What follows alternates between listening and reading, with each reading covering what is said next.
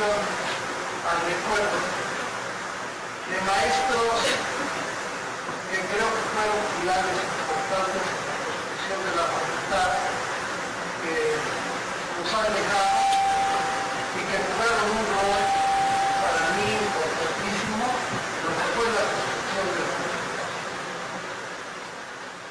Del viejo departamento de psicología dentro de la facultad, yo creo que estábamos todos aquí, Enrique Hernández, creo que todos estábamos en acta. Uno que creo que fue el pilar que le echó a andar la psicología ya como colegialidad, recuerdo Guillermo Dávila. Guillermo Dávila, llevamos clases con él, supimos de su tenacidad en la enseñanza. De hecho, entregó su vida más que a la clínica de enseñanza, y es, en mi opinión, probablemente el gran constructor, el gran conciliador de las diferentes posturas políticas que se dan en la psicología, y que por alguna extraña razón, al estar nosotros vinculados de las emociones con lo que estudiamos, las manejamos como si fueran partidos de fútbol. Y nosotros fuéramos fanáticos de uno o de otro, en vez de podernos estudiar, hacer diferencias y cada quien le diera. Dentro de este conglomerado de pasiones que en aquella época eran de los filósofos y los psicólogos, el pensamiento de maestros como Sá Vergara, José Luis Curiel, posteriormente el recurso Sá Vergara, se abocó a estudios psicoanálisis, concretamente al estudio de Jung, y tuvo otra perspectiva. Yo siento que hay un momento fundacional, no desde el punto de vista de la burocracia, la psicología en todo el mundo empezaba a independizarse de la ciencia y de la filosofía y tener su campo de estudio. Creo que lo que en aquella época los profesores que estábamos, no nos adscribimos a hacer el cambio administrativo de la facultad independiente. Que eso llevó sabores, colores, pasiones, congojas, probablemente, pero sí en un momento fundacional. Se rompe la etapa que manejaban en aquella época Sá Vergara y Curiel, que estaba representada por una corriente filosófica, por ponerlo en una palabra, le llamaría el logocentrismo, que tenía que ver con la tradición metafísica, aristotélica, platónica, y que se rompe a la llegada de los psicoanalistas, que tienen el pensamiento freudiano, que probablemente, y visto sobre todo a la luz de los pensadores franceses actuales, representa un primer cambio importante dentro de esta lectura, de esta corriente, y que para mí marca un cambio fundacional. Junto con Guillermo Dávila aparece en la Facultad de Santiago Ramírez, que generaba dos corrientes, una, la de los viejos maestros de psiquiatría, que se adhirieron a recibir entrenamiento psicoanalítico con Erich Fromm, y la de los psicoanalistas que se habían ido a preparar al extranjero, que son las dos diferentes, dos entidades o asociaciones también diferentes. Todo esto es lo que, desde mi punto de vista, don Guillermo Dávila concilia y echa a andar en lo que primeramente se llamó el Colegio de Psicología.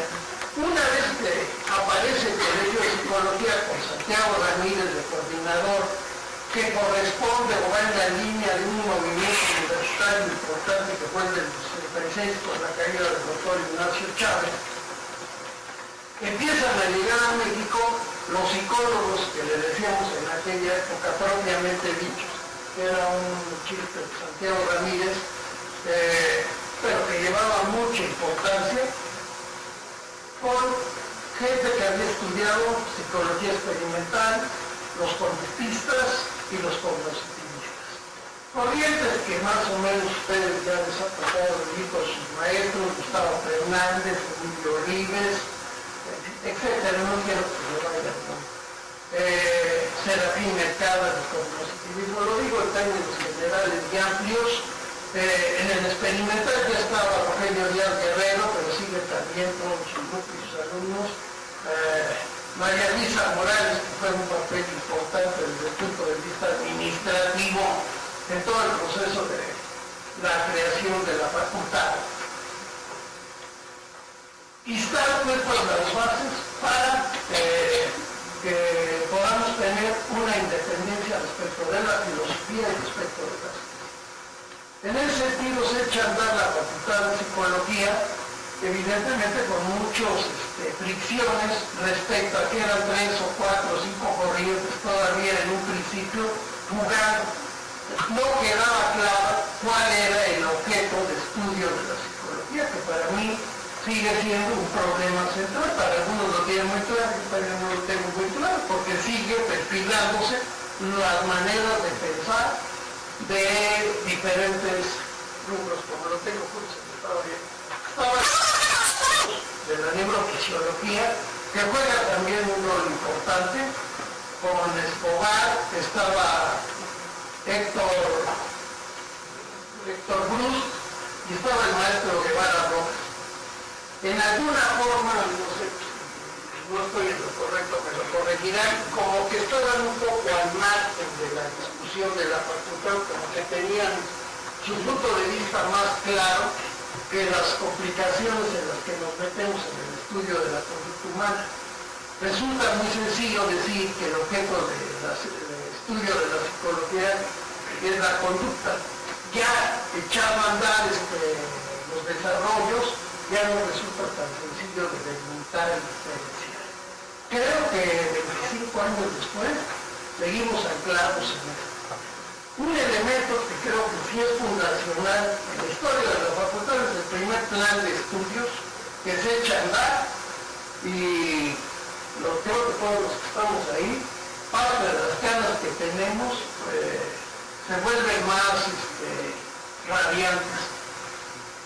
Yo ahorita entro y me encuentro ahí a la entrada, mesa de estudios, mesa redonda sobre el plan curricular de la Facultad de Psicología. 25 años después siguen intentando cambiar el plan de estudios, por lo cual me figuro que no es tan sencillo estas modificaciones. Quiero entonces hacer énfasis en esto. Hay un elemento fundacional que parte probablemente, seguramente, son emociones, de Guillermo Gandhi. Y posteriormente aparecen ya todo lo que son los procesos de administración de la facultad, ya otros hablarán de ello, y como cuerpo colegial, en donde empezaba a existir una colegialidad. Creo que la creación de la facultad fuimos todos los que estuvieron dados los ejes de la facultad, prácticamente todos contribuimos en una otra forma, unos con más, otros con menos, en la creación de esta facultad, que desde mi punto de vista no está acabada de crear. Está creada la estructura administrativa organizativa. La facultad la siguen creando ustedes, la seguimos creando nosotros. La psicología es una puerta sutil que, como en el proceso lo capta, abre otra puerta y se vuelve un movimiento perpetuo que no tiene terminación ni salida. Una de las pasiones que para mí ha despertado en mi vida la psicología es que siempre estamos enfrente de lo nuevo en una ciencia joven que empieza a abrir sus puertas. Es lo que puedo decir.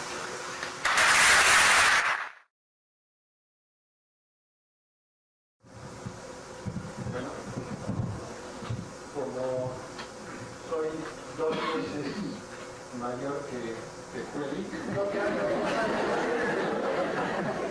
entonces yo he remontado más atrás que él.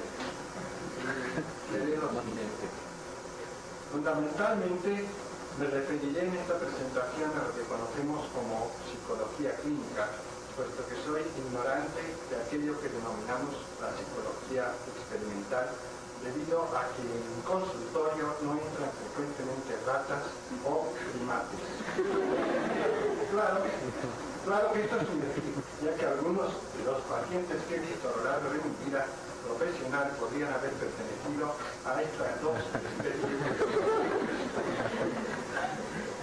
De cualquier manera, el día de hoy celebramos los primeros 25 años de la Facultad de Psicología, situación desconcertante, puesto que la enseñanza de esta materia en México puede remontarse a fines del siglo pasado, cuando el abogado Ezequiel Chávez reorganizó la Escuela Nacional Preparatoria, implantando la psicología y la ética como ciencias independientes de la filosofía. Es más, el personaje escribió varios ensayos sobre adolescencia y Sor Juana Inés de la Cruz. A lo largo de casi medio siglo, la UNAM consideró el estudio de la psicología como parte de las disciplinas que se enseñaban en la Facultad de Filosofía y Letras, como ha dicho Pepe. Pero el crecimiento de la matrícula por las bonitas muchachas que asistían a esos cursos dio lugar a que en 1972 obtuviéramos la independencia, obtuviéramos la independencia, y en febrero del año siguiente, es que estoy refiriéndome a cuando se dio la independencia y no cuando se inauguró, y en febrero del año siguiente nos otorgara la categoría de Facultad de Psicología. En lo personal, a mí me trajo aquí ese gran genio mexicano que fuera el maestro Santiago Ramírez, a quien había conocido en la Asociación Psicoanalítica Mexicana desde 1960. A Santiago, como a él le gustaba que lo llamáramos, lo caracterizaba su infinita inteligencia y total ausencia de la solemnidad que suelen imponer la mayoría de los profesores.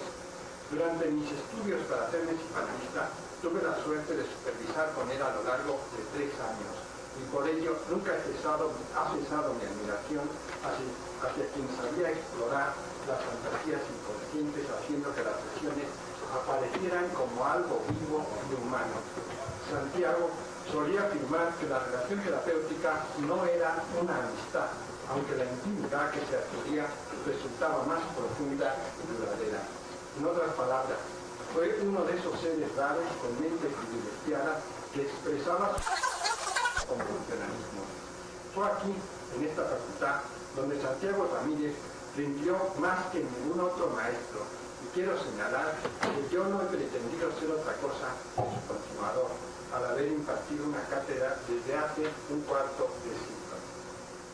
A continuación, y debido a mi interés en la psicología clínica, trazaré una breve historia de la misma en México. En 1910 se inauguró con gran ceremonia el manicomio de la Castañeda, serie de edificaciones horizontales construidas como episodio inicial para celebrar los festejos del centenario de la independencia. Los encargados de la obra fueron los ingenieros Ignacio de la Barra y el hijo de Porfirio Díaz, quienes realizaron los 12 pabellones en solo 14 meses a un costo que ascendió a 1.783.000 pesos. A lo largo de medio siglo actuaron o se formaron en este hospital los especialistas en psiquiatría más prestigiados de México. Puede afirmarse que la misma psiquiatría como rama científica no existía en el país hasta que en 1897 se la aceptó como una cátedra independiente en el 6º curso de clínica que se impartía en la Facultad de Medicina, situada en aquella época en el antiguo edificio de la Inquisición en la Plaza de Santo Domingo. El primer profesor que se dedicó por entero a impartir la asignatura fue Juan Peón del Valle, médico nacido en 1874 y que era hijo del dramaturgo del mismo apellido, quien por cierto fue también un distinguido galeno. Peón del Valle se graduó en 1898 y desde 1905 había sido director del antiguo Hospital de Mujeres de Mentes, conocido como el manicomio de la calle de la Canoa, donde hizo mejoras materiales y en algunos métodos curativos. En 1909 fue becado por el gobierno de Díaz con el objeto de ampliar sus estudios en París con el doctor Jean-Martin Charcot. Cuando regresaba después de un año en Europa, por barco, sufrió un ataque de apendicitis del cual no pudo ser operado, falleciendo al día siguiente de su llegada a la capital. El segundo psiquiatra que hubo de importancia en México fue Leopoldo Salazar Viniegra, quien naciera en San Juan del Río Durango en 1898. Se graduó como médico en 1922, perteneciendo a la misma generación en la que destacaron Raúl Fournier como gastroenterólogo y Arturo Rosenbluth dedicado a la fisiología. Salazar Viniegra estuvo varios años en Europa, radicando especialmente en Francia y en España. A su regreso se le nombró director del manicomio, donde trabajó y vivió hasta su muerte acaecida en 1957. Su posición en cuanto a la psiquiatría y la psicología médica era la de un escéptico, constituyendo más bien un filósofo que un terapeuta. Las anécdotas de Salazar Viniegra son innumerables, y aquí recordaré algunas. A la entrada de la Castañeda existían dos casas destinadas a sus encargados y administradores, y hubo una época donde habitaban en ellas don Leopoldo y el subdirector de la institución, Mario Fuentes. Súbitamente, un domingo, este último descubrió, Mario Fuentes, una terrible humareda que procedía de la casa del lado, y cuando iba a avisar a los bomberos de un posible incendio, descubrió con gran sorpresa que Salazar Viniegra había hecho una pira con cientos de libros a los que consideraba inservibles y a los cuales quemaba en medio del mayor placer. También fue famosa aquella ocasión en 1940, cuando al ir a presentar a la Sociedad Psiquiátrica un trabajo sobre los efectos de la marihuana, don Leopoldo ofreció a muchos de los asistentes cigarrillos conteniendo el alcaloide. Para llevar a cabo su maniobra, los había colocado en una cajetilla vacía de la marca Dedicados, y en la reunión logró que un buen número de los psiquiatras de aquella época experimentaran un toque.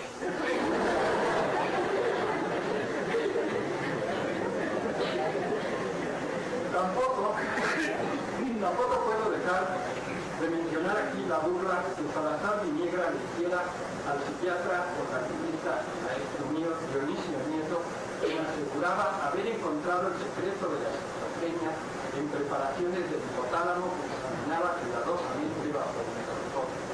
Don Leopoldo me dijo que sus descubrimientos eran equivalentes a encontrar la voz en los hilos del teléfono.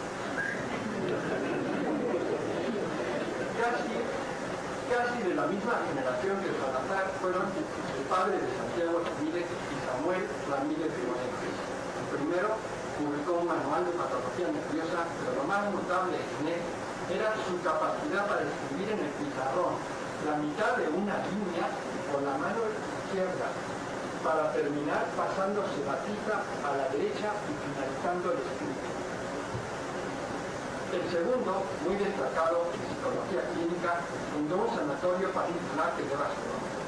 Otros psiquiatras que comenzaron el nombrado el patrimonio Pepe Cuelli a sonar en esos años 30 eran el estudioso Guillermo Dávila, quien fuera uno de los primeros en leer las obras completas de Sigmund Freud. En la Escuela de Filosofía impartió más de 30 años una cátedra sobre el genio vienés. También destacó Raúl González Enrique, quien sufrió una muerte trágica siendo devorado por tiburones en el río Tuxpan. Por último, el magnífico clínico Mario Fuentes, de quien aprendí mucho en el pabellón de observación mujeres en el manicomio de la Castañeda. La Sociedad Mexicana de Neurología y Psiquiatría fue fundada en 1937 y agrupaba a la mayoría de los médicos interesados en la materia. Su primer presidente elegido fue Manuel Guevara Oropeza y tuvo en aquella época como invitado de honor a Pierre Janet, sucesor de Charcot en la santería. Las sesiones de la misma continúan hasta nuestros días y en una época fue conducida por el entonces joven Ramón de la Fuente. A partir de 1939 llegaron a México los refugiados españoles, y entre ellos varios destacados psiquiatras. El primero era Gonzalo Lafora, nacido en Madrid en 1886 y que después de recibir el título de médico en 1908 fue enviado por la Junta de Ampliación de Estudios a Alemania, donde trabajó en histopatología del sistema nervioso. En 1910 pasó a Washington descubriendo el síndrome embrional que lleva su nombre. En 1919 laboró contra Mónica Hall, fundó con Ortega y Gasset los archivos de neurobiología. En nuestro país, la FORA, se creó un ambiente desfavorable al intervenir espontáneamente en el caso del estrangulador Gregorio Cárdenas, quien en 1942 había asfixiado a 3 prostitutas y a una amiga con quien les daban lazos afectivos. Todas estas mujeres fueron enterradas en el jardín de la morada en el patio de Tacuba. Montaron la FORA, se interesó en el caso haciendo un buen estudio clínico. Sus conclusiones eran que podía tratarse de un impulso patológico de naturaleza epiléptica. Cuando sus opiniones fueron presentadas en el seno de la Sociedad Mexicana de Neurología y Psiquiatría, se desató una verdadera tormenta. Extrañamente, Salazar Viniegra se mostró nacionalista argumentando que el diagnóstico pudo haber sido hecho por médicos mexicanos. Teodoro Flores, un epidemiologista, demostró que en los trazos no había manifestaciones epilépticas a pesar de la hiperventilación o de la estimulación con cardiactomía. Poco después de esta famosa sesión, la FORA dejó el país regresando a España, en donde murió en 1971. Otro psiquiatra exiliado fue Dionisio Nieto, quien naciera en Madrid en 1905, doctorándose en la Universidad Central en 1921, para trabajar posteriormente en Múnich con Stigmatia. La labor de Nieto en México resultó incansable y fructífera con investigaciones en el Instituto de Biomédica y en el manicomio de la Castellera. Agregaré aquí la presencia de otro maestro que permaneció por muchos años en esta facultad cuando estaba en Mascalona, que era Federico Pascual de Furcado. Desde 1934, Guillermo Dávila y Osvaldo Robles sustentaron conferencias magistrales sobre la obra de Sigmund Freud. Sin embargo, la formación de los primeros psicoanalistas comenzó hacia fines de los 40, cuando un grupo de jóvenes, entre los que se encontraban Santiago Ramírez, los dos González y José Remos, se trasladaron a Argentina. Otros, como Ramón Parres y Alfredo Nanú, lo hicieron en Estados Unidos. Al mismo tiempo que esto sucedía, o sea, en 1950, el profesor Erich Fromm fue invitado a la universidad para dictar conferencias. Poco a poco, su influencia se hizo notar y un conjunto de psiquiatras y psicólogos destacados como Dávila, Millán de la Fuente, Aramoni, Gareda, Samuchiti y otros comenzaron su análisis personal con él, para ya entonces famoso sociólogo alemán. Al principio hubo un intento de unión entre los psicoanalistas recién llegados, que eran Ramírez y Parres, con aquellos a los que Fromm había formado, pero pronto las desavenencias teóricas los separaron. En 1955, en el 19º Congreso Internacional de Psicoanálisis, que tuvo lugar en Ginebra, los psicoanalistas mexicanos administrados en el extranjero fueron aceptados como grupo de estudio y después de 2 años de supervisión se transformaron en la Asociación Psicoanalítica Mexicana, que todavía existe. Esta, como frecuentemente sucede con los grupos patriarcales, se dividió en 1972, perdiendo un tercio de sus componentes, entre los cuales estaban Santiago Ramírez, Alfredo Nanú y yo mismo. Entre aquellos que permanecieron se siguen discutiendo José Remos, José Luis González, Pepe Cuelli y tantos otros. Por otra parte, el grupo fromiano también ha sufrido segmentaciones y algunos de los analistas iniciales han tomado diferentes rutas. Ramón de la Fuente ayudó a la construcción del Instituto de Psiquiatría, donde sigue siendo haciendo, por notadas investigaciones, Augusto Fernández, otro de los decanos maestros de esta facultad de psicología. Al correr de los años, el manicomio de la antigua hacienda de la Castellera se convirtió en una entidad anacrónica y decadente. Sus vetustos edificios con gruesos muros parecían más prisiones y se aglomeraban en ellos los felices dementes en medio de asfaltos muertos. Los corredores y jardines estaban ya casi desmantelados. y por ello, a partir de 1944, se comenzaron a construir granjas de recuperación para los pacientes crónicos. En la actualidad existen 20 distribuidas en diferentes puntos de la República. Finalmente, en 1965, se terminó de construir el Hospital Psiquiátrico Fray Bernardino Álvarez, que cuenta con 10 pisos de altura y 600 enfermos.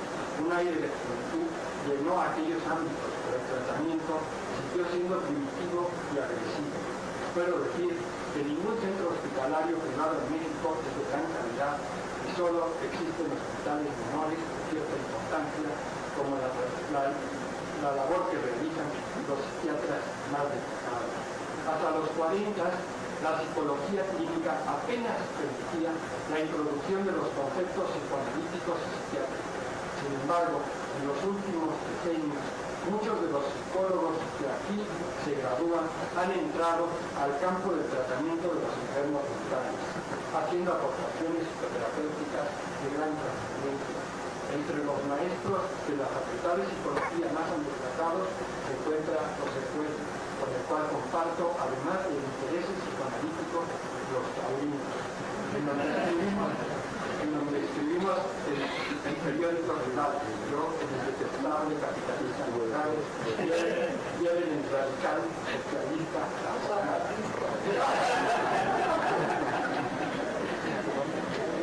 Tampoco puedo dejar de mencionar a mi queridísima Isabel Díaz y mis admirados José de Jesús González, Berta Cruz, Isabel Reyes y tantos otros. Cuando trabajé en la clínica de atención terapéutica, gocé de un gran cariño por parte de José Benavides, Marco Morales, pacientes en camión, con quienes tanto coincido en el enfoque de ayudar a los pacientes. En mi opinión, pronto, con el nuevo edificio de inaugurarse, podemos dar paso a que los cursos de doctorado adquieran mayor validez y se formen psicólogos clínicos de alcance muy superior al de los psiquiatras que no han recibido el entrenamiento adecuado. Podría concluir que la psicología clínica inexistente hace medio siglo se ha colocado en los últimos 25 años en una posición sumamente importante dentro de nuestra sociedad. Ya no puede especularse en relación a su cultura de la primera. Muchas gracias.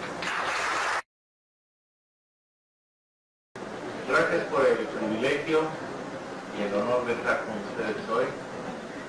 Realmente me siento muy honrado porque pocas veces he tenido oportunidad de dirigirme a una audiencia tan distinguida como la día de hoy.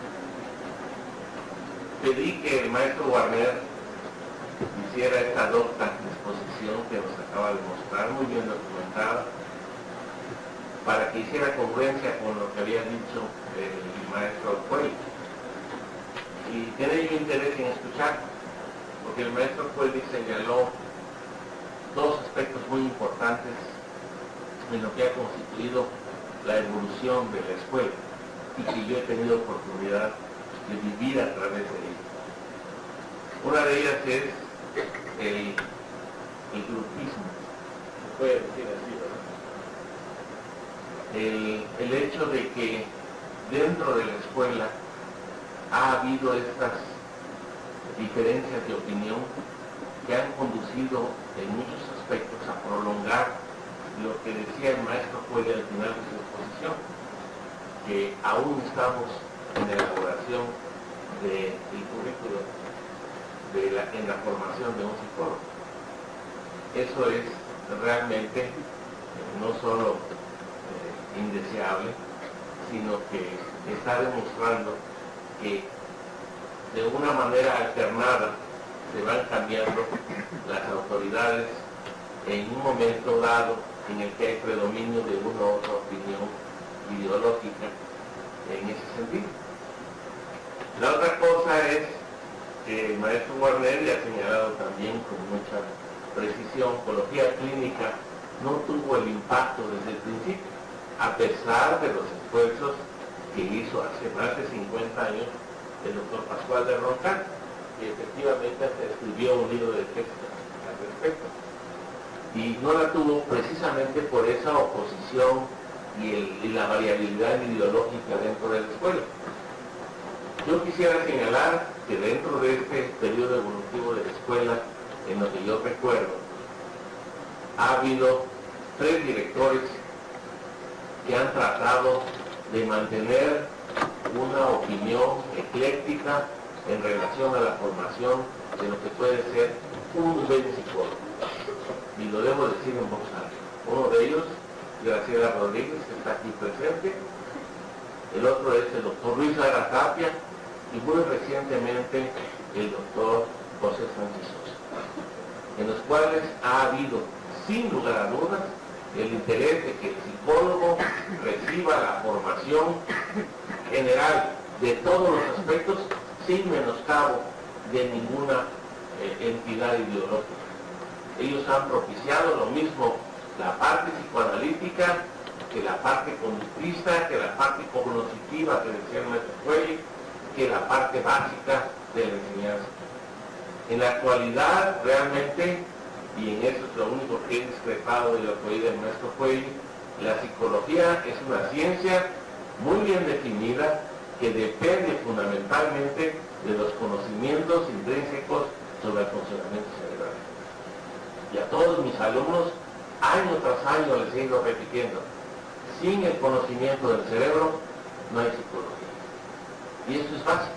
Y lo digo claramente porque con muchísima frecuencia ha habido maestros que les dicen que esto de estudiar neuroanatomía, neurofisiología, psicología fisiológica sale sobrando. Que lo que importa es hacer las pruebas psicológicas y entender los aspectos industriales y educativos de la psicología.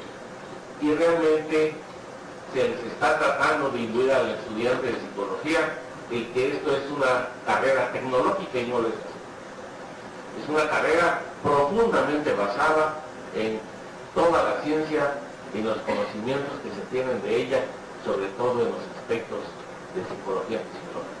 Y esto es una ciencia que ha avanzado, pero notablemente en las últimas 3 décadas de nuestra existencia. Entonces creo yo que esta persistencia de currículum que aún no se logra formalizar se debe fundamentalmente a esa discrepancia de opiniones y de ideologías que predominan dentro de la escuela y que luchan entre sí cuando al contrario deberían unirse unas a otras. En algunas veces me referí con algunos de mis colegas a la corrupción dentro de la Facultad de Psicología, porque es no ser honesto dentro del aspecto profesional el tratar de bloquear a otras ideologías. Yo no soy psicoanalista, soy médico y he enseñado toda mi vida la parte estructural del sistema nervioso y su funcionamiento. He enseñado en la Escuela de Medicina neurología clínica, pero siempre basándome en lo que significa el funcionamiento normal y patológico del cerebro para la actividad motriz, sensorial y mental de un individuo. Y esto es muy importante aquí también, así como también creo que es importante tener conocimientos de tipo psicodinámico, psicoanalítico, psicosomático y todos los tipos que ustedes quieran, incluyendo los psicotaurinos del maestro. Entonces, en ese sentido, mis reminiscencias me llevan a este tipo de discernimiento de ideas de lo que yo quería exponer. Deben darse cuenta los estudiantes que no se debe coartar ningún tipo de ideología que conduzca a la buena formación de los psicólogos. Muchas gracias. Bueno, en realidad yo creo que seguiríamos en la línea en que aquí se ha venido diciendo, es decir, sobre pues, lo que muchas veces en filosofía de la ciencia se llama la multidisciplinariedad o el enfoque de perspectiva, la síntesis de perspectivas. Es muy interesante los hechos históricos, pero bueno, en parte los compañeros ya lo dijeron, y en parte pues tal vez yo pienso que sería más útil alguna situación directa. Yo a los alumnos siempre prefiero que de la clase hacer algo objetivo, algo psicológico, precisamente decir algo sobre su conducta, sea su conducta explícita, es decir, la de las manos o la de la boca, o la conducta implícita, la del pensamiento, la de los sentimientos. Entonces, y al mismo tiempo tal vez abordaría un ejemplo vivo de algo de lo que se está diciendo. Yo quisiera hablar algo, veo aquí los jóvenes, de acuerdo, yo llevo 48 años de dar clases en la universidad, somos de medicina, de psicología también, que me ha gustado, todavía sigo dando una clase en la Escuela Nacional Preparatoria, porque me gusta ver a los muchachos de 18, luego los de 22, luego los de 26 o 27. Entonces algo que al mismo tiempo que fuera, pues, si es posible, práctico para ustedes, fuera multidisciplinario. Y es algo que además tiene algo que ver con mi situación personal y el futuro que estoy estudiando en una carrera muy diferente, es decir, ingeniería computacional y de altas matemáticas, y que sería el tiempo. Tiene que ver bastante desde varios puntos de vista. El tiempo es una cosa tan gigantesca. Es psicología, por supuesto. Es filosofía. Es sociología. Pero es física y es matemáticas al mismo tiempo. Es decir, es algo muy complejo. Es decir, yo recuerdo, cuando estaba empezando a dar mis clases, pues sí, antes en la Facultad de Medicina, o acá en 1970, en nuestra era Departamento de Psicología de la Facultad de Altos Estudios, se decía, o sea, soy letras. Y luego en el 73 con Luis, que decíamos acá, ya el camino de la facultad, ¿verdad? Bueno, entonces yo veo cómo ha pasado, veo a los alumnos, los veo ya después recibidos, sí, me muevo en varios aspectos, fuera incluso de la universidad, en aspectos de psicología aplicada, de salud, aspectos penales son muy importantes, el psiquiatra de dictámenes en la Procuraduría, y naturalmente también en la clínica particular. Entonces, en sí, veo muchos aspectos en realidad.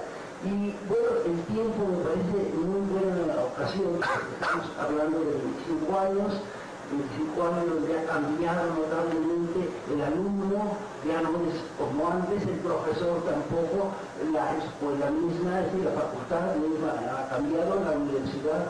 Bueno, ¿qué podríamos decir desde ese punto de vista precisamente dogmático, de multidisciplinariedad? ¿Qué podríamos decir psicológicamente? En psicología, lo más posible, tanto la conductual, la expresión de la cara, el modo de expresarse, de hablar, y el aspecto de la psicología a través de la conducta implícita de los pensamientos y de los sentimientos. Yo pienso que es un aspecto muy importante que atañe mucho a ustedes. Es bien conocido que cuando el ser humano tiene 4 o 5 años, un año es larguísimo. Los muchachos al entrar a la primaria dicen, uy, entré a primero, ¿cuándo voy a terminar? ¿Quién sabe cuándo voy a terminar? Y sí, efectivamente le parece larguísimo el tiempo. En cambio, yo puedo decir que muchos de nuestros compañeros aquí de la mesa y yo, el tiempo es excesivamente corto. Para mí este año no ha sido nada. Y ya estamos a 19 y bueno, pues ahorita les diría que el 31 de diciembre va a llegar cuando menos lo piense uno, pero rapidísimamente. Entonces esto tendría una importancia muy grande en el alumno. De todos los niveles, claro, pero bueno, aquí de nivel profesional ya de licenciatura, pensar que queda mucho tiempo, que va a haber muchas cosas que hacer, es engañoso. A veces ustedes pueden tener 22 años, diríamos, 23 años, entonces pueden pensar, uy, que tenga 40, ¿no? ¿Cuánto va a pasar? Cuando se den cuenta, van a tener 40 años. Y cuando se den cuenta, esos 40 se van a transformar en 60. Es decir, que el tiempo hay que aprovecharlo lo más posible. Hay un dicho viejo que dice que el tiempo perdido hasta los santos lo lloran. Bueno, dejemos a los santos y la realidad es que sería muy útil esto. A mí realmente sí, esto podría ser un poquito de crítica cuando veo a algunos alumnos, no nomás de la facultad, de la otra facultad o algunos de cualquier otro nivel, perdiendo el tiempo a mí me preocupa grandemente porque no están captando lo que están perdiendo en ese momento. Y si se les dice, dicen, no, pues soy joven, me falta mucho tiempo, puedo darme el gusto de perder el tiempo ahorita. Y no es así, es en realidad una trampa. Y aquí entraríamos a la filosofía, inmediatamente. El aspecto filosófico, la gran filosofía existencial, ¿verdad? Es decir, cómo el tiempo es fundamental, porque al final, para la filosofía existencial, ya cambiaríamos los puntos de vista que han dicho los compañeros antes, multidisciplinarios, no uno solo. La filosofía existencial nos indica que nuestra meta final es la muerte. La muerte es la meta final de todos los seres humanos, esto es obvio. Y bueno, algunos grandes filósofos, Heidegger, ¿verdad? Aunque Charles de Foucault, que había sido un filósofo con orientación nazista, pero tuvo cosas muy valiosas y decía ser para la muerte. Es decir, esto indica entonces que nuestro pensamiento debe estar hacia construcciones muy importantes y no dentro de 8 años, ahorita, en ese momento, ¿verdad? No al salir de aquí y al fin del año, el año que entra, hoy estoy viendo en este momento. Es de gran importancia. Entonces, ya se diga otra faceta, la filosófica, la filosofía existencial de enorme importancia. Sociológicamente también ha cambiado mucho los alumnos, no son como antes, a partir, se dice, del 68, en especial, el estudiante empezó a cuestionar más a los profesores, ya no era el magister dixit medieval de la media, que lo que decía el profesor era a pies juntillas, creo, sino que al revés, y bueno, también ya aquí, bueno, antes lo digo, es decir, la crítica era la discusión, el cambio de opiniones entre el profesor, o los profesores y los alumnos, cuál es un aspecto sociológico que, bueno, podrá ser a partir de 68 o no, pero el hecho es que esto ha sido ocurrido. Han tenido más derechos los alumnos en las escuelas. La universidad es un ejemplo muy válido de esto. En el consejo técnico, el consejo universitario, en todas partes el alumno tiene mucha más posibilidad de expresarse antes, ¿verdad? Incluso se toman en todas las facultades, acá también en la nuestra de medicina, la opinión de los alumnos sobre su profesor. Hay todos para recoger la opinión del alumno. Todo esto es sociológico y entonces va sumando, ¿verdad? Psicología muy interna, lo que estoy pensando, lo que estoy sintiendo, lo que estoy actuando, las grandes áreas, conducta y mundo interno, pero además filosofía, después sociología. Y si después entramos un poco a la física, yo sé que nosotros no somos muy fuertes en física, pero de todos modos es algo importante la física. ¿Qué es el tiempo? ¿Cuál es el sentido? ¿Cuál es la edad del universo? En realidad, ¿cuál es la edad de la Tierra? Y en relación con los 4.500 millones de años más o menos, que los astrofísicos señalan que tenemos de antigüedad como planeta. Bueno, que somos nosotros que vamos a vivir los 70, los 80 años, 90, no sumo, no más. Entonces, bueno, ahí se une naturalmente la física, ampliando grandemente los aspectos, se puede ir hacia atrás. Lo discutí hace poco con Nieto, se puede hacer realmente, no en televisión, se puede hacer máquina del tiempo, podemos irnos hacia atrás, y dice, a veces, pues en ciertas áreas sí, en otras no.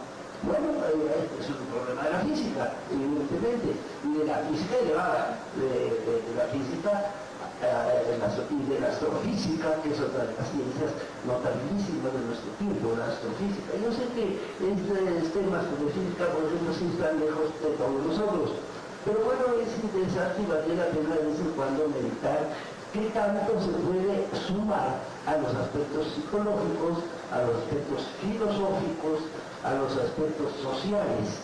Sí sería una idea si se pudiera aprovechar que tenemos el tiempo muy medido.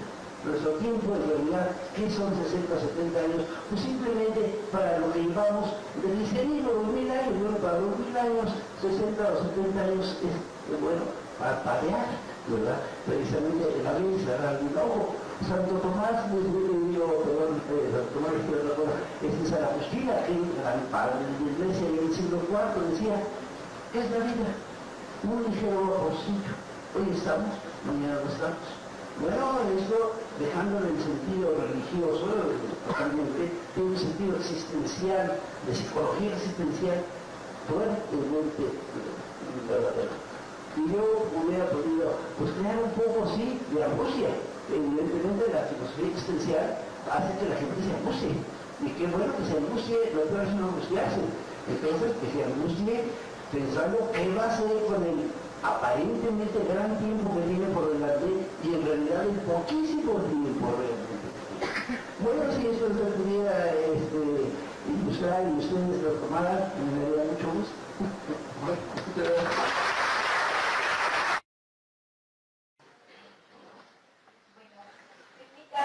Retomar la celebración de los 25 años de la facultad. Les pido, hagan un enorme esfuerzo de pensar que los que estamos enfrente, hace 25 años teníamos sus edades y estábamos como ustedes. ¿Qué sucedió en ese momento? Éramos inquietos, éramos agresivos, éramos deseosos de transformar la realidad con la que no estábamos de acuerdo. Y naturalmente que iban a pasar muchas cosas alrededor nuestro, unas apoyadas por nosotros mismos, otras al contrario rechazadas.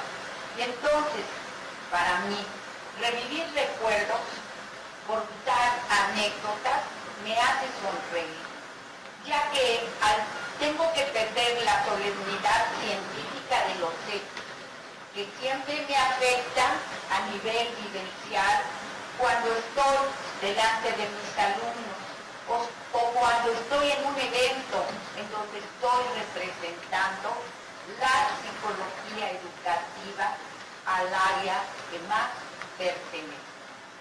Me dispongo entonces, al estar rodeada ahora de tan destacados maestros, pero en aquella época de jóvenes compañeros, a decir a ustedes algunas reales verdades. Este recorrido histórico, como lo señaló muy bien el doctor Puebli, se inicia dentro de la facultad, primero dentro del departamento de psicología que pertenecía a la facultad de filosofía, después al colegio de psicología que seguía dentro de la facultad de filosofía y letras. Pero afortunadamente, a partir del 27 de febrero de 1973, la facultad de psicología es una realidad. ¿En qué momento y por qué se realizó este cambio? Tratamos de conseguir hasta edificio en el que ustedes albergan para nuestra actual facultad de psicología. Mi duda me cabe. La caída del insigne rector doctor Ignacio Chávez, la llegada a la rectoría también del destacado ingeniero Barro Sierra, moviliza la reforma universitaria. Y esa movilización hecha por jóvenes como ustedes, por maestros nobles como éramos nosotros en aquel momento, nos alcanza, nos transforma.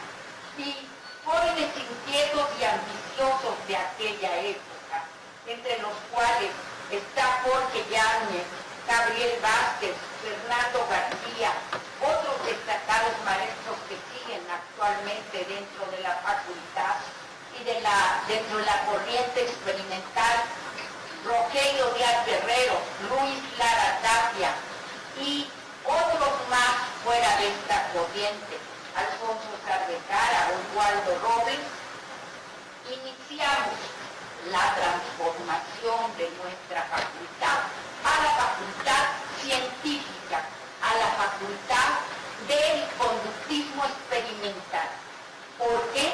Porque la psicología experimental llega el momento en demostrar que mientras la aplicación del método científico la realicemos, vamos a seguir haciendo ciencia. Ciencia dentro de nuestra psicología. En aquel entonces ya se había iniciado el formar la departamentalización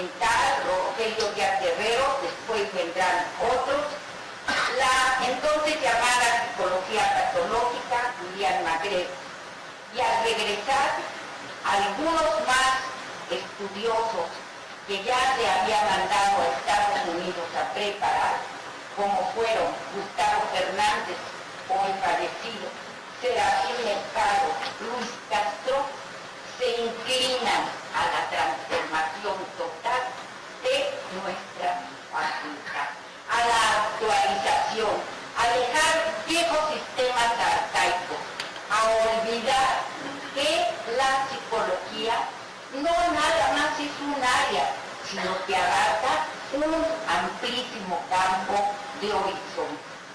¿Qué sucede en ese momento? Que hay alianzas académicas para formar fuerza, unos dentro del conductismo, otros en la clínica, unos más en el cognoscitivismo y algunos más en la psicología experimental, en la investigación. Serafín Mercado y Luis Castro en ese momento arriban y quieren formar o iniciar la formación de la psicología educativa. La independencia de la Facultad de Psicología hace que se tenga la necesidad de elegir un director. ¿Y quién mejor que un psicólogo? El doctor Luis Lara Tapia. Lo cual, desde el momento, desde el instante, inicia la profesionalización plena de los maestros jóvenes y de los alumnos, formando grupos educativos de trabajo que salimos a la Universidad de Texas, aquí está un diploma, que salimos a congresos a París, a congresos a Londres, a congresos a Uruguay, jóvenes, ¿cuándo se ha vuelto a dar esa riqueza? Yo a cada rato quiero ver 30 o 40 alumnos que salgan de nuestra facultad dirigidos y empujados por el director a una mayor y más amplia formación en el extranjero. También podemos nosotros decir que dentro de la clínica hay personas y maestros destacados: Fernando Césarman, Héctor Prado Duarte, Santiago Ramírez, Güell y otros más. Sin embargo, el momento es culminante. El momento es la transformación profesional por el doctor Luis Lara Tapia dentro de la facultad. Y se inicia la atención de más de 5,000 alumnos, pero como él decía, con maestros preparados. Hay que capacitar a los maestros nobles y por eso salimos a estudiar fuera del país. La labor complicada de formar laboratorios, de 3 coordinaciones de psicología en la investigación, Graciela Rodríguez, Silvia Mascotela y posteriormente Sánchez Sosa, que pertenecía al grupo de los Larines. Lo estimo y lo quiero y lo admiro muchísimo, y junto con él a otros compañeros que voy a mencionar y que por eso me permito hacerlo. Además de Sánchez Sosa, Jorge Peralta, Roberto Alvarado, Jorge Molina. ¿Por qué se les decía así? Precisamente porque habían sido súper formados por el doctor Lara Tapia y ellos mismos estaban encargados de realizar grandes transformaciones, grandes adelantos, grandes avances dentro del destino de la facultad. Que Luis Lara tuvo obstáculos, desde luego, su tarea tan nueva, su tarea tan entregada él a ella, supo de momentos brillantes, pero también supo de obstáculos y dificultades. La psicología mexicana, a través de su cuatrenio, llegó a excelentes niveles.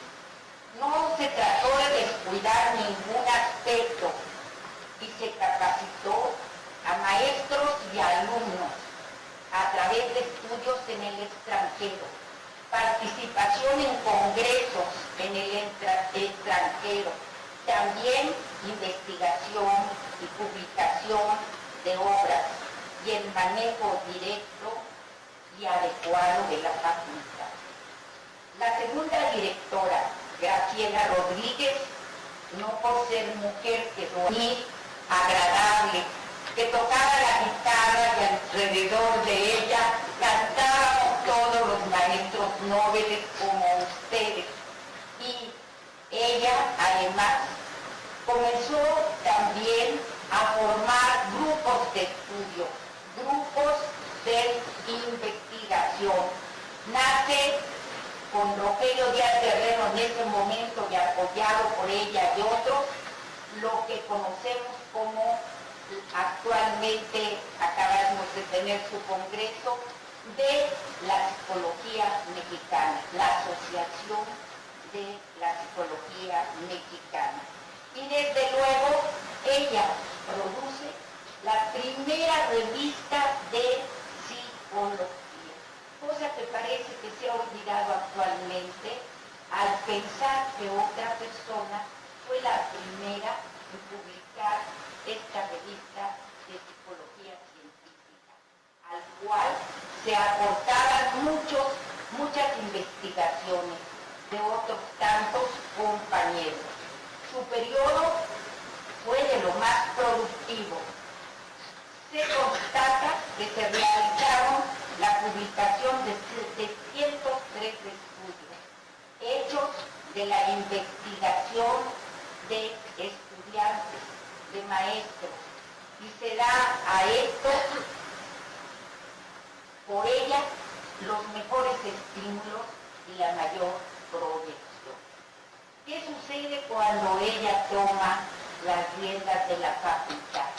Estamos otra vez bajo una serie de problemas en donde se pedía un cogobierno, y ella y con todo el grupo de maestros que queríamos que nuestra facultad siguiera siendo ordenada, constructiva, científica, y que se proyectara con una serie de cambios constantes hacia el futuro, pues que la psicología no puede ser estática, tiene constantemente que estar avanzando.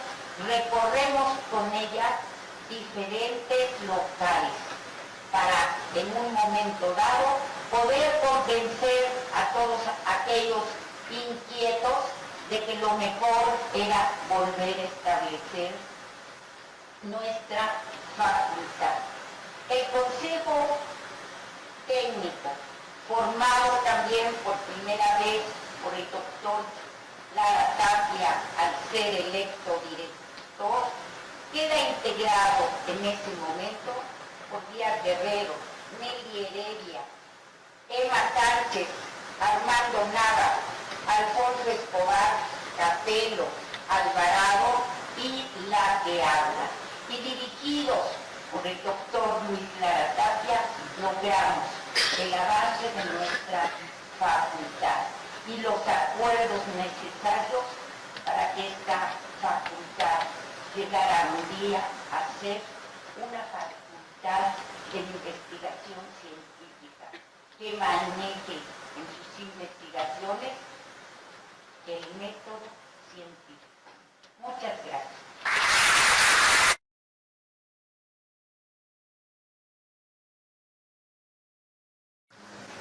Gracias. Muy agradecido por haberme invitado a esta ceremonia, ya que la facultad es parte de nuestra vida. A ella nos hemos debido, por ella hemos luchado por una psicología científica. Voy a dividir mi disertación primero en los aspectos personales que quizás sean convenientes que se conozcan, y luego a una visión hacia el futuro. Yo consigo que lo importante de este evento es hacer una llamada de cuentas en el cual nosotros, que tuvimos la responsabilidad de sacar adelante con todas las vicisitudes a la facultad, podemos dar cuenta de ello y hablar hacia adelante. Como soy un romántico, siempre considero que debemos pensar en un psicólogo del siglo XXI. Ustedes van a ser psicólogos del siglo XXI. Entonces, aunque ya somos de edad, seguimos pensando hacia adelante, siempre hacia adelante. Yo entré en la Facultad de Psicología llamado por el gran maestro inolvidable Santiago Ramírez y presenté la oposición para bases biológicas de la conducta el 20 de octubre de 1967. Mi misión, como la misión de otros compañeros de mi área, era un reto realmente. Santiago me dijo, ¿cómo podemos hacer que se abra la caja negra? Nada. ¿Cómo podemos hacer para que el psicólogo no se mueva en un reduccionismo de estímulo-respuesta? ¿Cómo podemos hacer para que en el interior de esa caja negra encuentren un cerebro y se interesen por ese cerebro? ¿Cómo podemos hacer para integrar lo que ahora, antes no se llamaban así, son las neurociencias, a una visión psicológica encabezada por Freud, por Piaget y por Lorenz? Esa era la misión. Nos tocó vivir en una época, como ya se indicó, de grandes radicalismos. Llegábamos nosotros, los de las neurociencias, encontrando que se estaban dando de moquetes los psicoanalistas y los conductistas. En ningún lugar cabíamos nosotros. Quizás los psicoanalistas admitían algo el cerebro, pero los conductistas recalcitrantes absolutamente no. Tal fue el sentido de esto, que se redujo el área de la ciencia del cerebro a 4 materias solamente, y todavía se tuvo la desfachatez de quitarle a anatomía y fisiología del sistema nervioso 1 hora, porque era materia de segunda. Además entonces de nuestras dificultades académicas, de los deseos de enseñar y de dar nuevos modelos, estaban entonces esas actitudes reduccionistas. Desde luego nosotros no queríamos hacer un reduccionismo neurofisiológico, pero sí un integracionismo. De acuerdo con eso, nos vimos en necesidades de publicar algunos libros que trataran de esta aproximación, llevando a cabo una metodología ya mencionada de la interdisciplinaridad.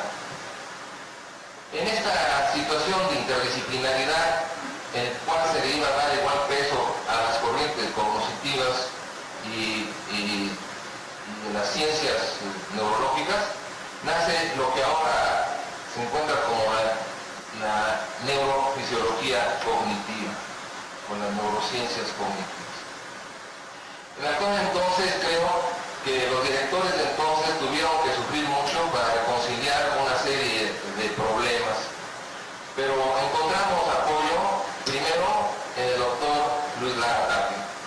A él estamos agradecidos porque realmente entendía la interdisciplinaridad y nos dio mucho apoyo. Y en orden de aparición, más importante quizás, la maestra Graciela Rodríguez Ortega. Ella sí nos dejó trabajar y desarrollarnos.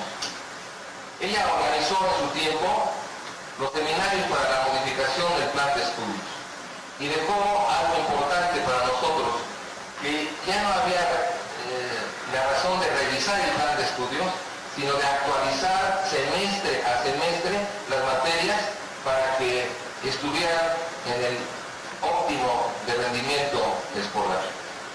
Estamos muy agradecidos por todo el apoyo que nos dio en ese momento, pero más adelante nos siguió apoyando cuando ella le dio una orientación muy importante a la psicología psicología hacia el campo de la salud. Y en el campo de la psicología de la salud, pues las ciencias neurológicas son centrales. Ella también lo impulsó. Me tocó a mí, por la edad, participar en 2 consejos técnicos. Fui consejero técnico en 68. Allí, por motivos que pudiera explicar el maestro Lara, tuvimos que, al pasar a ser facultad, tener 2 periodos, el último periodo del colegio y el primero de facultad, y luego 20 años después regresé al Consejo Técnico. Entonces tuve la oportunidad de conocer cómo iba evolucionando la facultad y sí considerar que durante hay cambio porque todo cambia, pero no era el cambio deseado por los fundadores de la facultad. Si hubieran sido tan tibios como son las autoridades actuales, realmente no hubiéramos logrado consolidar esta facultad. Yo noto tibieza y falta de energía, puesto que tienen todo el apoyo de maestros y estudiantes para hacer dichos cambios. Pero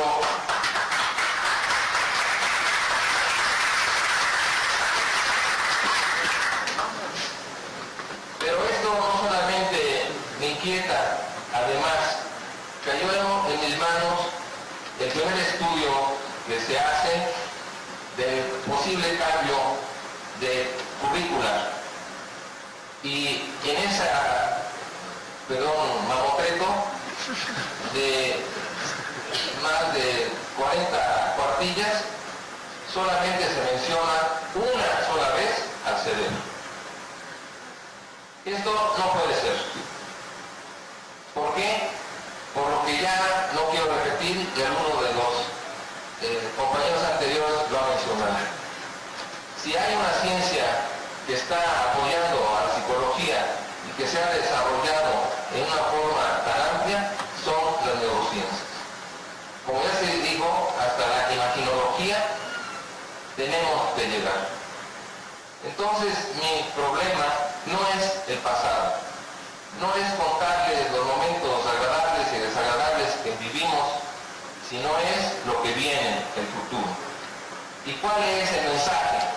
Unirnos para exigir un cambio que actualice y que le dé al psicólogo el armamento necesario para su actividad en el siglo próximo.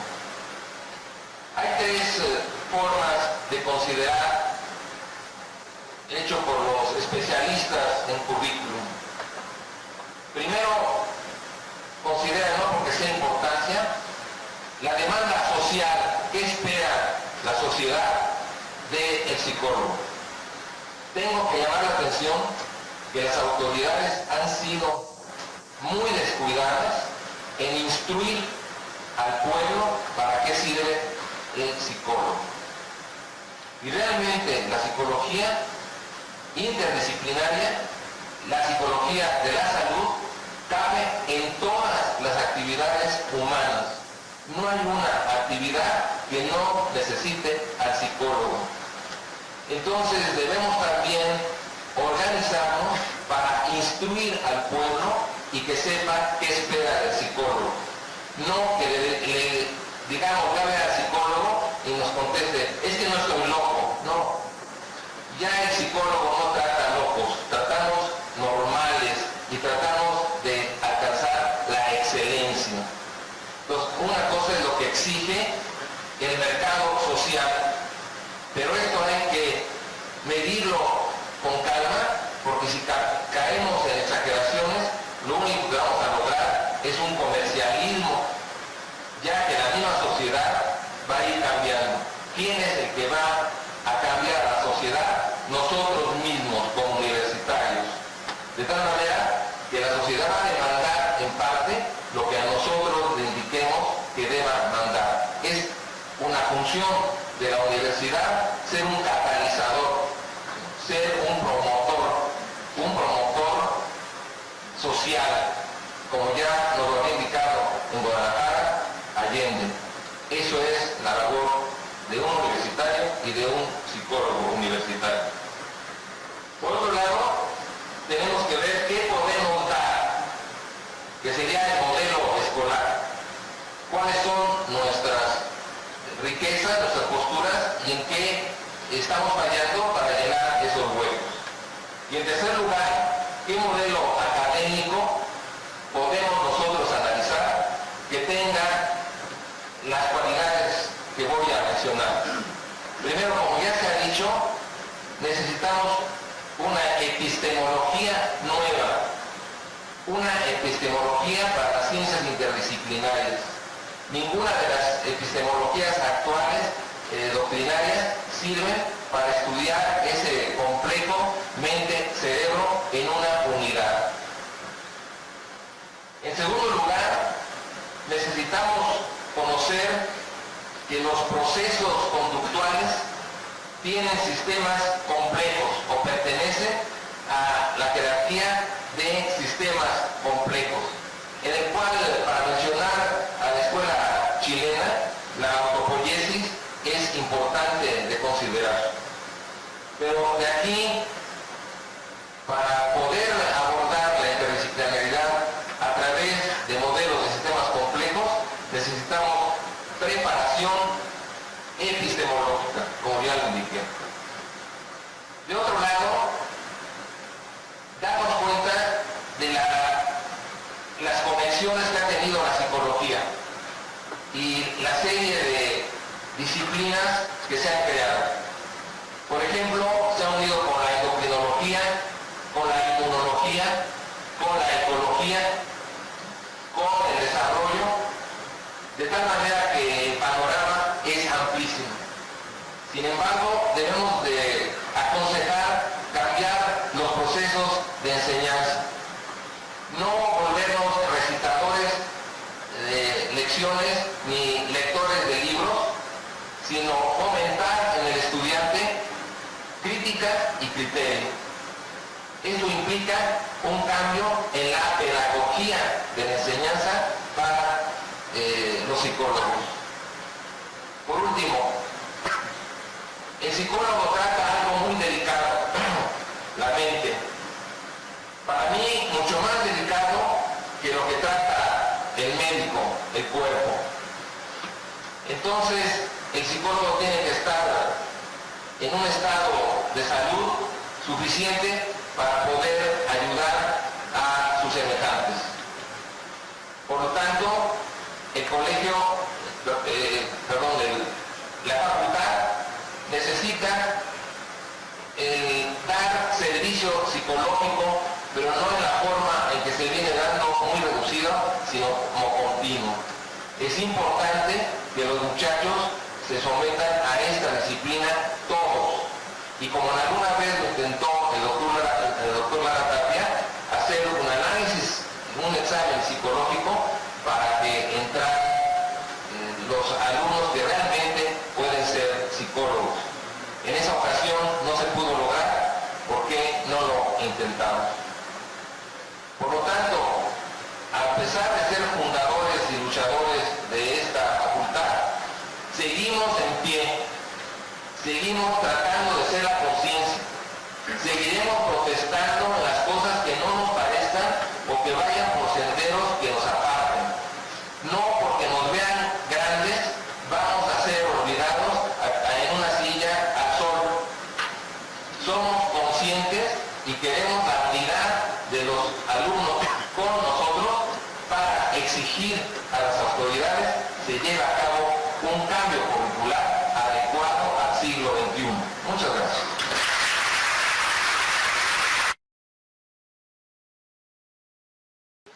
Quiero en primer lugar agradecerle a todo el comité organizador de este evento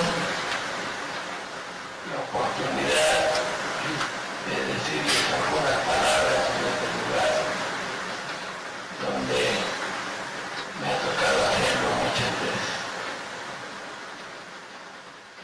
Yo creo que el mejor, diría yo, consejo que les puedo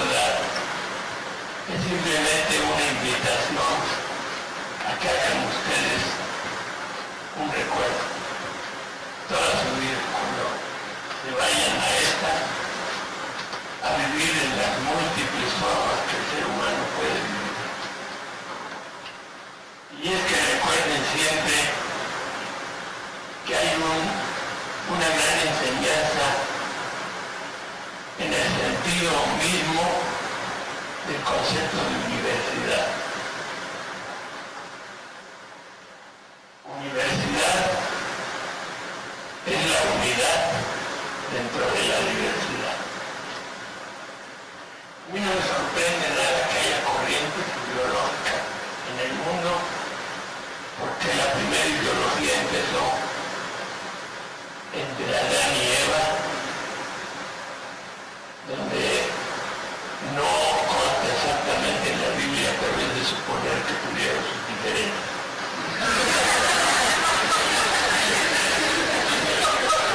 En segundo lugar, cuando discutieron también por primera vez, cuando Caín mató a Abel, y se decían seguramente en qué habremos fallado. Entonces, no hemos descubierto ningún sistema pedagógico que sea el único preciso, el único válido, y que ya los hombres que vivan en el siglo XXI no se seguirán preguntando cuál será el mejor sistema de educación. A mí no me sorprende en lo absoluto que aquí haya habido discusiones, unas teóricas y otras prácticas. Hasta donde yo sé, leyendo la historia de la ciencia se hizo en el debate que la ciencia ha tenido con otras aproximaciones.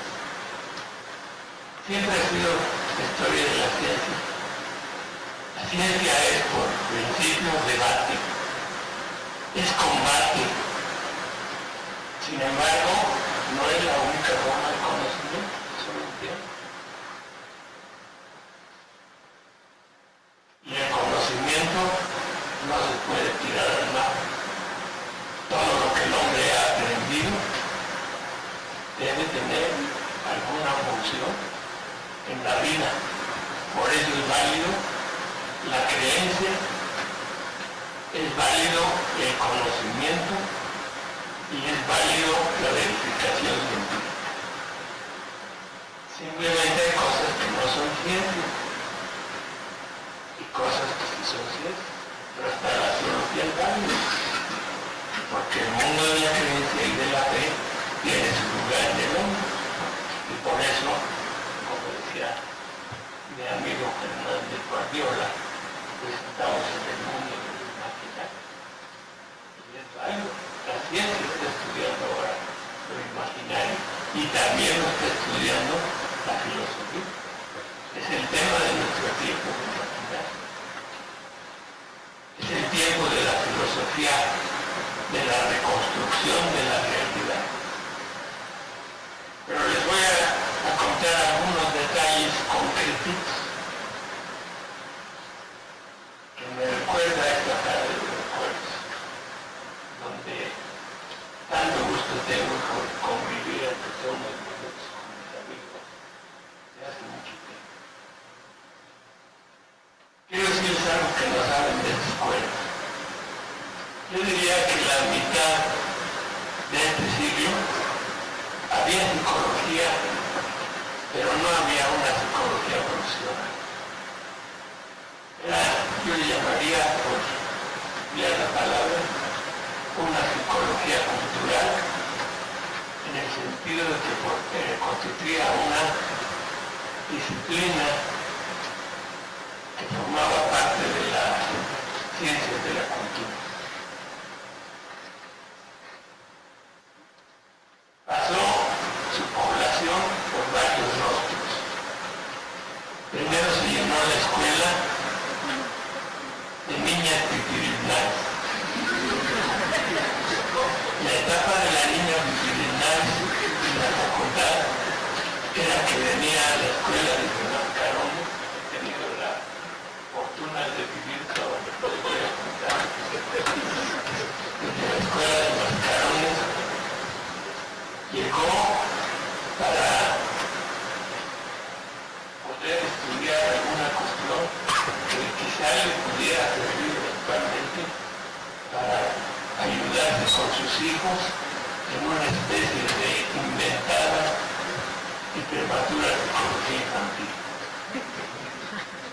Después se fue creando una especie de interés por las maestras normalistas que ya tenían intereses más profesionales.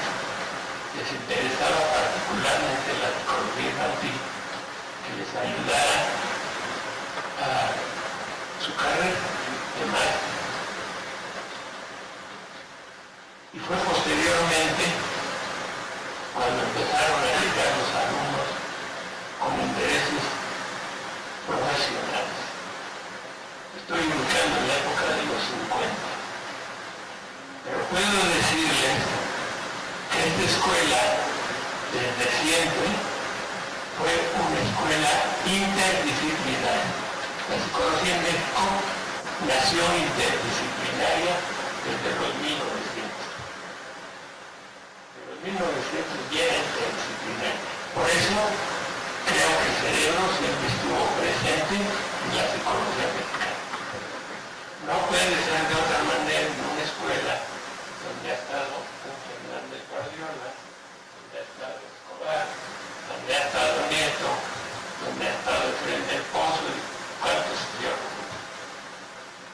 El cerebro ha estado siempre presente aquí, tanto por el número de fisiólogos que hay, como por el número de personas que han vivido aquí. Hasta donde yo sé, todos tienen su cerebro.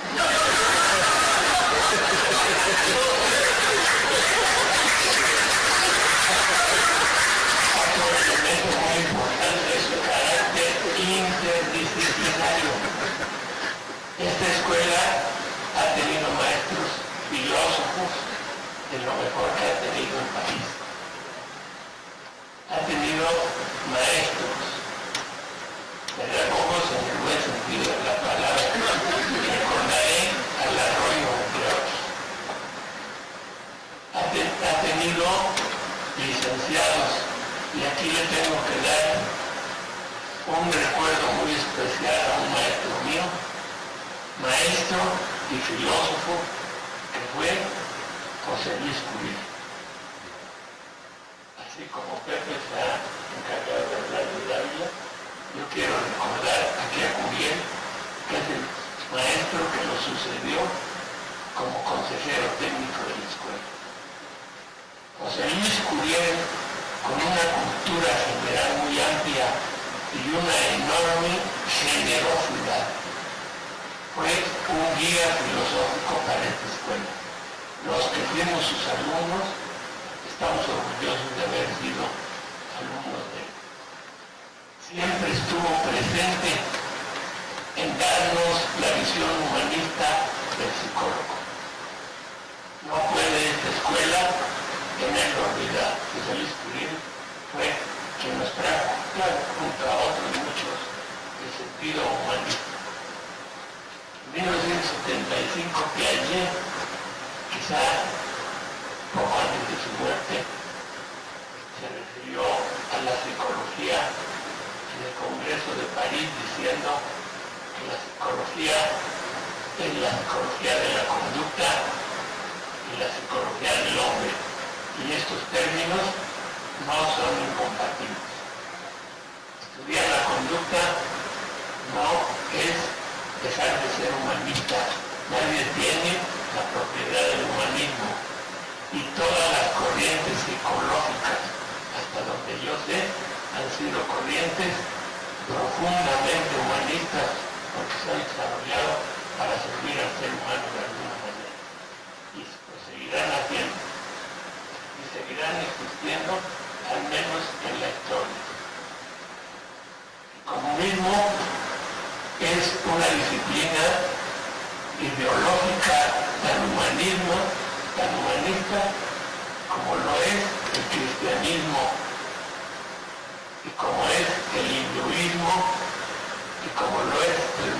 cristianismo y todas las religiones que han llenado las creencias de los hombres.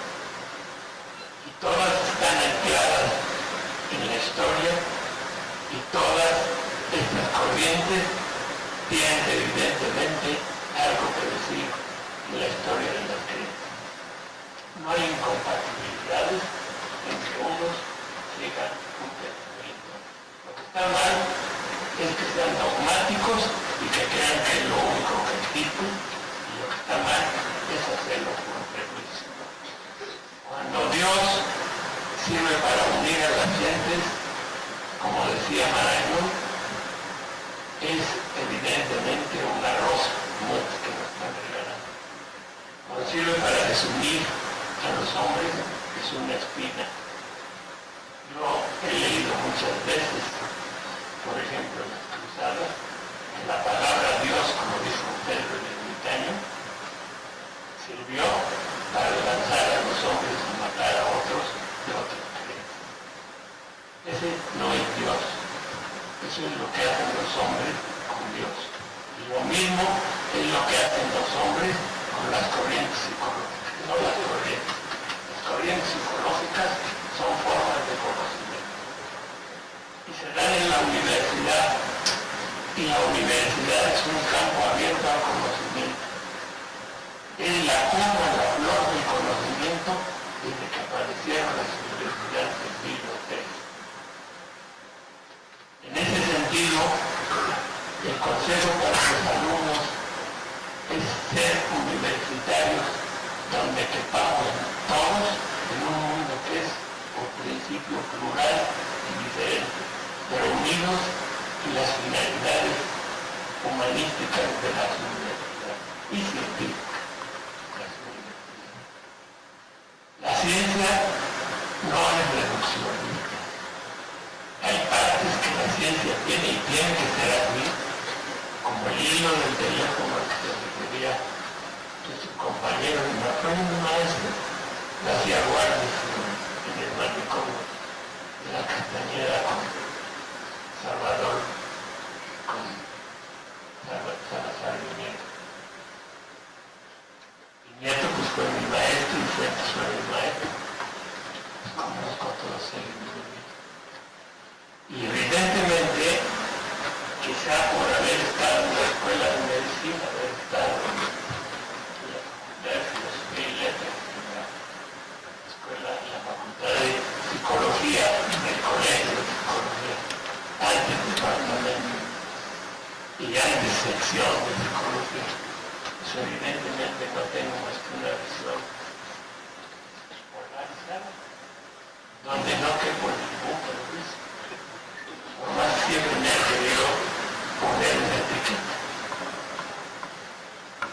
Les voy a decir una cosa, para que quede aclarado ante los cuadros. Y que quede aclarado ante ustedes, por todos los chismes que les vendrán después de mi vida. Una cosa donde quería decir, yo creo que alguna cosa faltó. Era que yo había promovido el conductismo. No solo lo promoví, sino lo ayudé mucho. Y les aseguro que lo hice con toda conciencia y orgullo, porque promoví una corriente científica, no una corriente mayerna. Una corriente científica que va a ser más poderosa todavía el siglo XXI. Y nomás entérense de lo que hay en los laboratorios actuales de psicología. No es una corriente delincuencial, es una corriente científica y humanista, como otras que promovían un tiempo.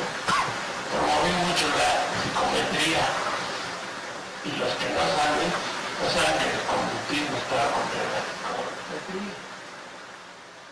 Y sin embargo, la psicometría era una corriente en moda científica que ayudó enormemente a la psicología desde los 1900, que era la época de Pablo, en 1904,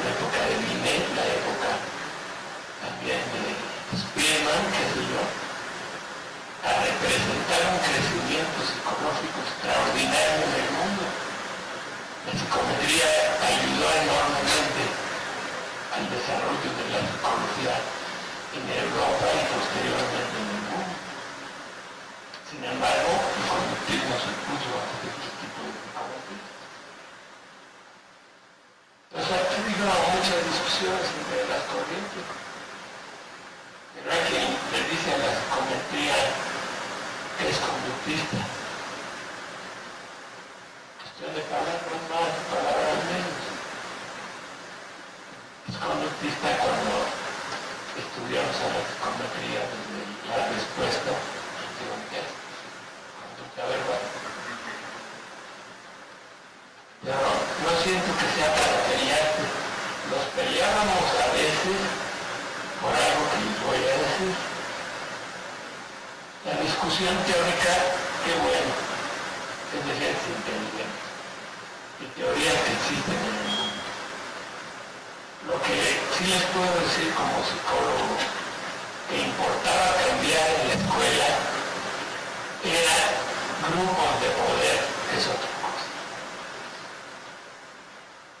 El pleito con los médicos, conste que me cuento en esta organización también, era porque en el grupo médico se tenía control de la psicología y no le permitían al psicólogo hacer psicoterapia. Con eso tendría que hablar claro. Tenía uno que pasar en el circuito muchos años para que le pudieran empezar a hacer estudios de prueba psicológica. Y luego tenía que aprender todos los lenguajes según el psicoanalista que le mandara a hacer las pruebas. Tenía uno que aprender el lenguaje freudiano o el freudiano. Y entonces uno se volvió por ir alternativa. Tuvo que aprender un modelo de campo, porque estaba dado en el campo profesional la autodeterminación de nuestra propia profesión, y eso sí era serio. Y entonces empezó la organización de los psicólogos con el detalle que para mí es la principal origen de la discusión profesional psicológica. En el año de 1957 se llevó a cabo el primer Congreso Nacional de Estudiantes de Psicología Profesional, a donde acudieron 13 países latinoamericanos, porque fue un congreso latinoamericano. 1957, una fecha donde por primera vez estudiantes de psicología de toda Latinoamérica vinieron a plantearse el problema de la psicología en sus países. Ya se imaginan las dificultades económicas. Vivieron en nuestras casas, no teníamos dinero, no nos ayudaban las autoridades. Pero fue el punto donde empieza la lucha de los psicólogos.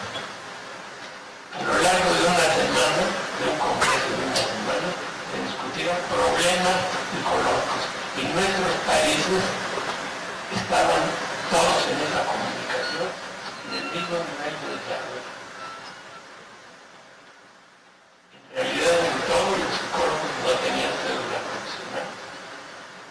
Eran una especie de subprofesional subordinada a otros en sus lugares. Y precisamente en ese momento empezó el cambio en la facultad y empezó la polaca, éramos polacos. Y ahí, pero hoy se puede hablar con mucha tranquilidad de eso, ahora ya la política no es un pecado. Pero antes era un pecado, era un agitador y me volvía a estudiar. Yo fui un agitador. Con los estudiantes de esta escuela se hizo esta facultad. No estoy diciendo a todos los maestros que no hayan tenido que ver, pero a los maestros no nos importaba la música. No nos importaba tanto el destino del psicólogo, porque estaban bien también dando clases, querían mucho clases. Todos los maestros que yo tuve y con los cuales conviví, quisieron mucho capacitar, pero no les importaba su destino profesional. Si no tenían chamba, si no trabajaban, si no hacían terapia, pues allá ellos. Si se portaban bien, pues podrían ingresar a sus sociedades. Pero les voy a decir, Juan, en otro hecho insólito en esta escuela, cuando Santiago Ramírez fundió una asociación para psicólogos de psicoterapia, el municipio de la escuela. Ya luego que les faltaban psicólogos que eran de Candelcañón de todos los psicoanalistas, entonces se iba toda la asociación necesitaron psicólogos. Pero los psicólogos, cuando ya salieron los psicoanalistas, fundaron sus propias asociaciones, y se da el caso de que en México ahora existen aproximadamente 504 asociaciones psicoanalíticas. Entre las cuales un montón son psicólogos.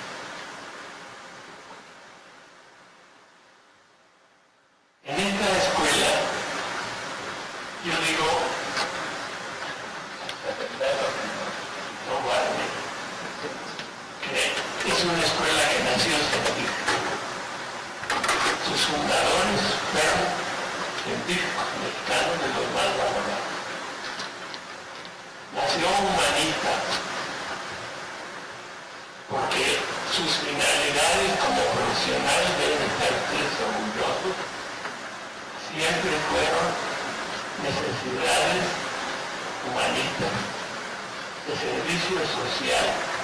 Esta escuela dirigió siempre sus objetivos profesionales al servicio de México, de ver las necesidades nacionales. No se trató de hacer una clínica, lo que se criticaba al clínico no es su orientación ideológica. Se criticaba que era un clínico alejado del pueblo mexicano. La realidad es que todos eran consultorios para servicio privado, hasta que vino Ana Freud en Inglaterra y los regañó y les dijo que el psicoanálisis iba a ser sustituido por la psicología social, porque no le estaba sirviendo a la gente de Inglaterra. Además de esto me lo cotorreamos, que era psicoanalista. Y él se fue a las clases a ciencias políticas y sociales, y a tratar de hacer la voz. Como tengo entendido que lo sigue haciendo, o como luego lo hizo también Pepe en México, pero no era precisamente el comportamiento más general. Y ahora, claro, ya está entrando también en cosas sociales, pero les estoy hablando de hace 30 años. Ahorita esto no me llama la atención. Hace 30 años era un hecho y eso nos provocó muchas discusiones. Las neurociencias no fueron siempre afines por eso, y Augusto lo sabe muy bien. Siempre estuvieron presentes. Yo metí incluso clases que me criticaron mucho en aquel entonces. Metí clases de herencia, de genética, y metí clases porque era ecología y etología con ayuda de fuentes y con ayuda de un amigo mío que fue Rodolfo Félix, que era un genetista. Desgraciadamente en aquí todos los libros de consejos técnicos de aprobación del programa. Aquí voy a decir otra cosa. Siempre cambiaremos programas. Porque los programas cambian, porque la ciencia cambia, los conocimientos cambian en el mundo y necesitamos estar al día. Y todos pretenden ser formativos. Y yo supongo que el nuevo programa que se implante tendrá que ser formativo. ¿Saben qué es lo bueno que va a tener el programa plantano? No estoy hablando de desde hace 50 años. ¿Saben qué era? Que tuviera el estudiante acceso a la práctica. Sabíamos toda la teoría del mundo, pero no había práctica. Bueno, ahora va a haber mucha práctica. Ahora se van a hacer en hospitales, se van a hacer en talleres, en industrias, en escuelas, en clínicas. Ahí es donde van a practicar, porque ahí están los problemas.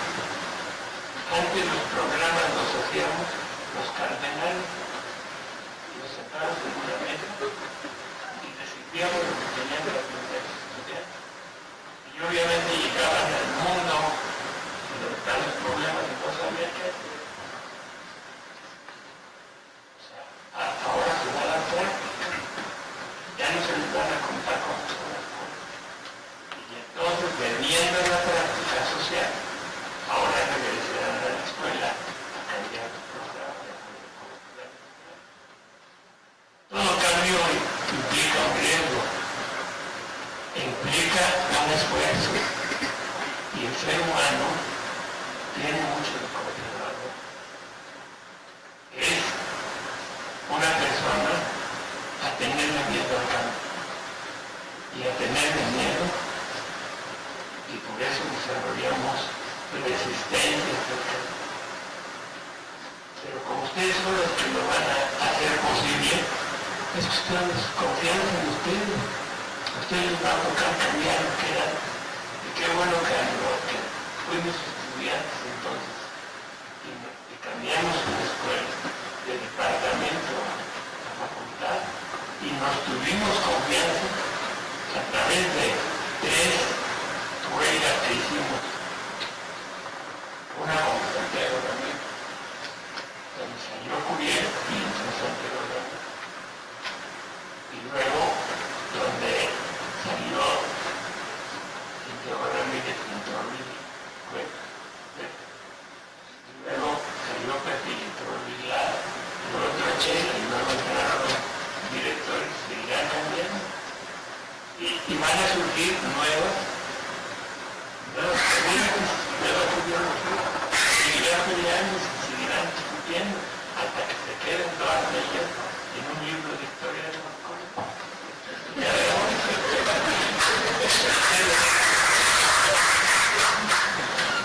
Lo único que les quisiera decir esta tarde es tanta alegría para mí, en serio, con mis hermanos, con quienes me acompañan esta noche.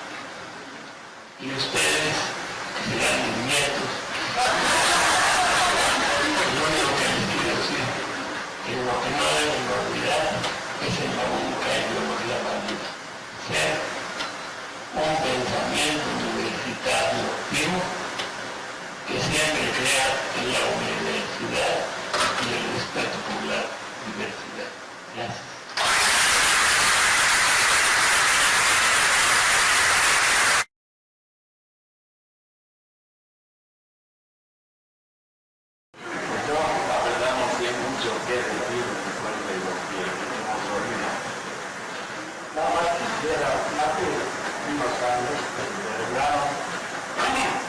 Aquí algunos actos por el 20 aniversario de la escuela, le escribimos algunas notas. Una de ellas, creo que es importante, es una referencia a Mario Bunge y a Godel. Ustedes saben, Mario Bunge trabajaba con nosotros, físico, epistemólogo, y un día dijo que la ciencia más apasionante que había era la psicología, con la cantidad de aspectos que tenían. Otras ciencias son más monótonas, dirigidas a un objetivo, pero la psicología es tan amplia y además el objetivo es conocer mejor al ser humano, entonces es la ciencia por excelencia. Pero a él le preocupaban los dogmatismos, como a todos los epistemólogos. Y discutíamos el teorema de Gödel, que ustedes conocen, que es un sistema lógico tratando de explicarse a sí mismo dentro del sistema, sin ningún aporte de otras teorías, ciencias o hipótesis. Entonces, mi temor es que algunas ramas de la psicología incluyan en este defecto y se tratan de explicar a sí mismas sin, como decía Escobar, sin que haya un intercambio con otras disciplinas, y eso solo lleva al dogmatismo. También decía Mario Bunge, pero sobre todo Popper, que toda teoría tiene que, para ser cierta, tiene que tener un aspecto en que se pueda rebatir. Si una teoría es tan completa que no se puede rebatir, es falsa. Entonces, siempre me ha preocupado en la enseñanza de la psicología el que haya este intercambio, y más hoy día. Cuando somos niños, tenemos una gran curiosidad y preguntamos por las cosas, y ¿qué sucede? Que los adultos siempre nos dicen, esto es así, aunque ellos no lo sepan con seguridad. Entonces, diría yo que un niño aristotelico se convierte en un joven dogmático, sin querer, porque no hay discusión. Yo también soy psiquiatra, bueno, también hay otros por aquí, y sí creo que hay que tratar psicológicamente y de otras formas a los pacientes, pero lo que no puede admitirse es que solo haya una. Si un señor me dijera que nada más se reprochó, digo, no, que tú eres un dogmático, falso, habrá otras cosas, ¿no? Y si me dice que nada más psicoanálisis, pues también le digo que eres dogmático. Y eso no lo puede evitar dentro del sistema de Popper, porque todas las explicaciones son dentro de un sistema lógico y se basan en las mismas, y eso en ciencia es falso. Ahora sí quisiera entonces hacer una reflexión sobre lo que está pasando con los psicólogos. En mi laboratorio hay 4, y es un laboratorio de neurociencia que se dedica al sueño y a la epilepsia experimental. Tengo 4 psicólogos de mi mesa roja, algunos de esta escuela. De mi división salió Miguel Condés y recientemente Gutiérrez, los 2 psicólogos doctorados en las mejores universidades de Alemania y de Francia y están trabajando en Querétaro y en Cinvestav. Y han hecho eso, han expandido su ámbito, no se han limitado a un dogma cualquiera, ya que la neurofisiología presenta también dogmas que se tiene que explicar a sí misma. Entonces yo pienso que lo que habría que hacer es que todos los psicólogos tuvieran más intercomunicación y ellos mismos, y sobre todo los más jóvenes, trataran de pegar y unir a las teorías para hacer algo, un tronco común. Yo sé que eso es muy difícil y sería uno de los objetivos de la psicología cognitiva. En Querétaro hay un grupo actualmente trabajando en ese aspecto y creo que ese sería un camino porque aborda todo y trata de interconectar. No quiero ser yo muy extenso porque no faltan muchos colegas, pero sí quisiera decir que la imagenología actual está viendo tan por venir que si yo fuera un psicólogo joven, haría todo lo posible por conocer lo que es la resonancia magnética nuclear, lo que es la emisión de positrones, lo que es el electrocomputarizado y relacionarlo con la actividad mental. Esa es la psicología cognitiva. Se está abriendo un nuevo campo. A mí me parece interesantísimo oír la historia que nos expuso Wagner sobre cómo empezamos, ¿no? Y cuál fue el papel, además, de los psiquiatras, de los psicoanalistas, como decía Escobar, también de maestros como maestro Nieto y los neuroanatomistas. Pero ya no se trata de esos campos dispersos. Es que hoy día pueden ver cómo piensa la gente, cómo piensa alguien, cómo está resolviendo un problema, con qué intensidad, en qué lugar de su cerebro, y y con qué idioma incluso. Es un campo realmente fascinante. Yo quiero terminar recomendando a todos que sea